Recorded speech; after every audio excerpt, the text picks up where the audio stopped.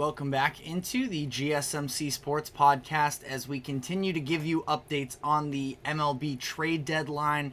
We've been talking about the Yankees move for Jazz Chisholm a good amount over the past couple days, but before we sort of officially, bury that conversation, I do want to very quickly look at it from the perspective of the Mariners as well, because not the Mariners, the Marlins, I should say. They didn't get all that much in return for Jazz from the Yankees. A couple very low-end prospects there.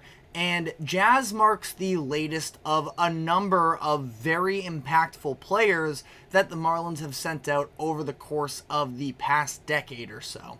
Where since 2017, some names that they have moved on from via trade: Giancarlo Stanton, Marcell Ozuna, Christian Yelich, Zach Gallen, JT Realmuto, Pablo Lopez, Luis Arias, and now Jazz. And the only real, true, significant piece that they have gotten out of those deals was Sandy Alcantara, who at least, current contributor as well for the team. And I know Sandy's been injured, but, he is a Cy Young caliber pitcher when healthy. So outside of that, though, those are all all-star names that I just listed, and we haven't seen the Marlins get anything significant of return out of that. Now, I do also want to at least note that Luis Arias was a part of that Pablo Lopez deal, and the Marlins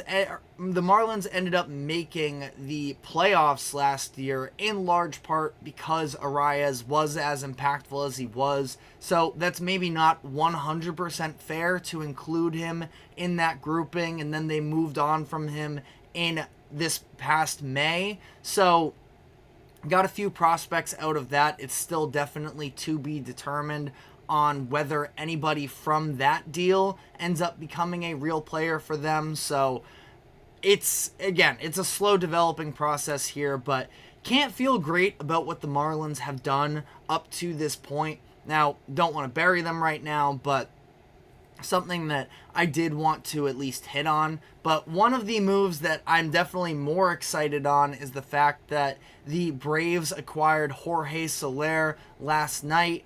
Right now, across the MLB, I would say it feels like there is probably a clear top two when everyone is healthy, and that is the Dodgers and the Phillies, and then it's sort of everybody else from there. The Yankees are at least sniffing that realm. They are third in terms of World Series odds, according to FanDuel. But the Atlanta Braves, obviously, after having a couple scorching hot regular seasons, winning the World Series in 2021, felt like they should have been set up to be a potential dynasty. And instead, this year has definitely been, I would say, underwhelming to some degree. Now, by no means are the Braves in a bad position necessarily. They are still, they are, to some degree unlucky in the fact that they are in the same division as the Phillies, so they don't necessarily get that same type of leeway as maybe some of these teams in the Central, but still 56-49 is not where the Braves likely anticipated themselves being at headed into the season, and the loss of Ronald Acuna Jr. With a torn ACL definitely dampers that as well. But they make this move for Jorge Soler to give their offense a little bit more pop, because they have been struggling in a lot of important categories. The Braves are 21st in runs this season, the 7th most strikeouts.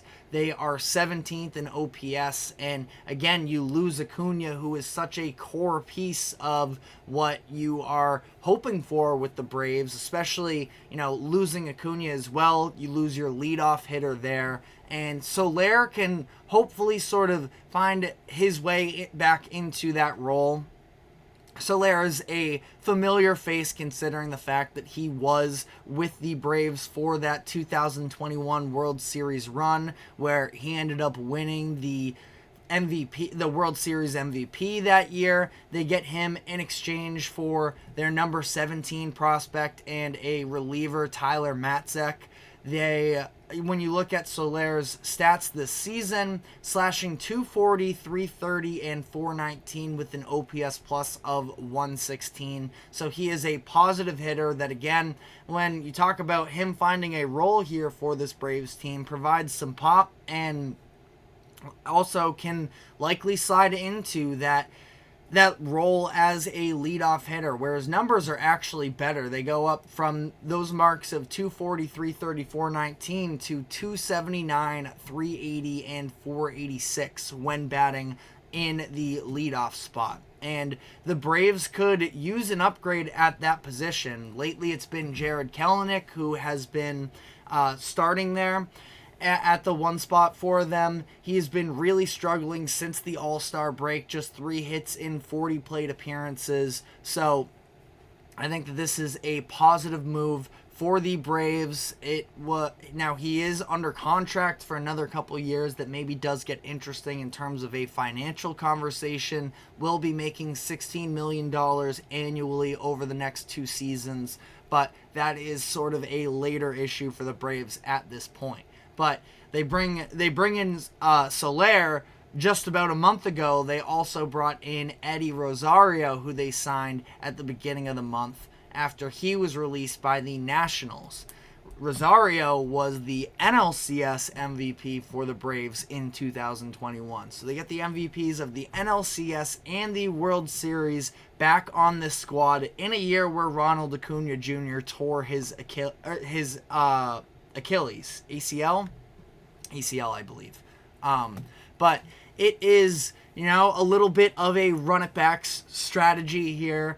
Sounds like a lot of people are sort of biting at the bit of whether or not they end up bringing back Jock Peterson as well. But again, they're just sort of getting the band back together here. Same outfield from that 2021 team. They had just brought back Adam Duvall in free agency in March. So it is definitely going to be, funny to see how this plays out with the Braves. And again, I think it was a legitimately good move for them as well to try and add to this core. But I mentioned in the last segment that I wanted to dive into what the pitching market looks like, because the Houston Astros and Toronto Blue Jays agreed to a deal that sent Yusei Kikuchi to Houston. And this was, starting pitching was a need for Houston, especially considering a lot of their key pitchers in their rotation are running up on career high innings pitched. So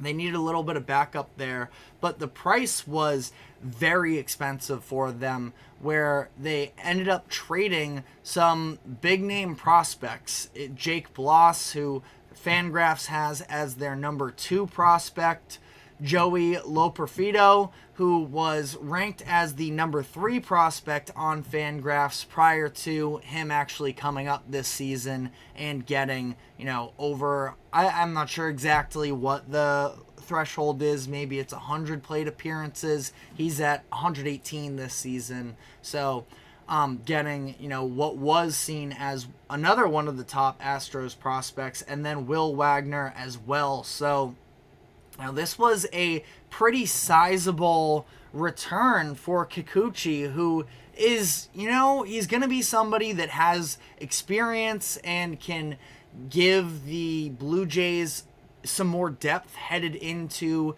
the later months of this season, especially as the Astros have been playing a lot better as of late.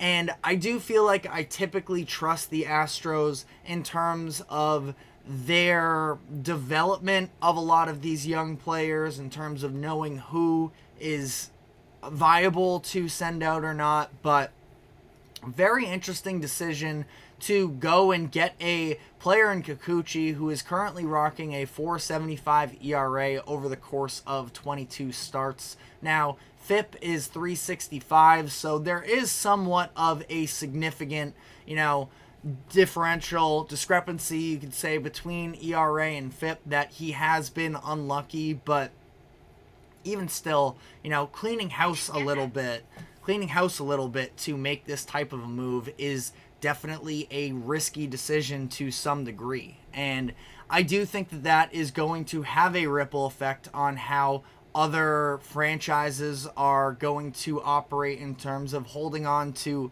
their big-time pitchers, where you look at Blake Snell, and especially with how well he's been pitching as of late. I believe it was 15 strikeouts in his most recent start. So, having Snell be on the market, Garrett Crochet, there's already a little bit of complications with his situation as well, that he said he's not going to pitch in October if he's not guaranteed a contract extension, and then Jack Flaherty as well. So all of that, we'll have to see.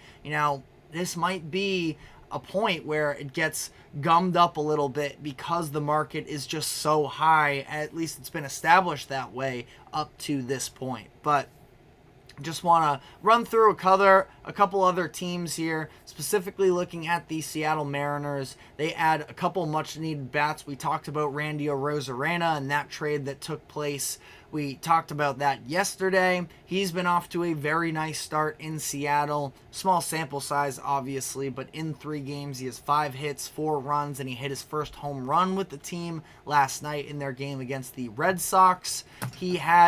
When you look at his numbers, they look down, but it was just a really tough 2-month stretch for him during April and May that bring down his overall numbers. He hit just 144 across those 2 months, but since then he's slashing 296, 406, and 528. So definitely have to feel better about that. He becomes their best bat on that offense, and they did so at a pretty reasonable price overall. So I feel good about that move for the Mariners. And just yesterday, they traded for Justin Turner as well, bringing in the veteran, just trying to bolster that offense as much as possible, because we have seen the struggles that they have been going through as of late. But last team here, again, a lot more moves that we have to get to, but we only have so much time. We'll come back tomorrow with a more, in-depth recap of everything that went on. But the Mets have made a couple moves, adding Jesse Winker and Ryan Stanek, and I like the moves there. You look at the transformation for what's taken place for the Mets over the past couple months. I think I saw that on SportsCenter earlier that they have the best record since June, and they looked like a team that was getting ready to sell, but instead now they are back, and you see that the front office is willing to invest into this core a little bit so that it doesn't fall flat, doesn't feel like a gut punch for that clubhouse, and that they are going to try and continue building on their recent success. But let me know which deals you guys are biggest fans of up to this point. But we are going to be taking our next break here, and when we come back on the other side, we will be diving into the Olympic basketball game that just wrapped up about an hour or so ago, where Team France escaped by the skin of their teeth against Team Japan for what would have been a massive upset. There were some controversial plays that took place along the way in that game, so we'll be breaking all of that down. But first, a quick break. Don't go anywhere. We will be right back.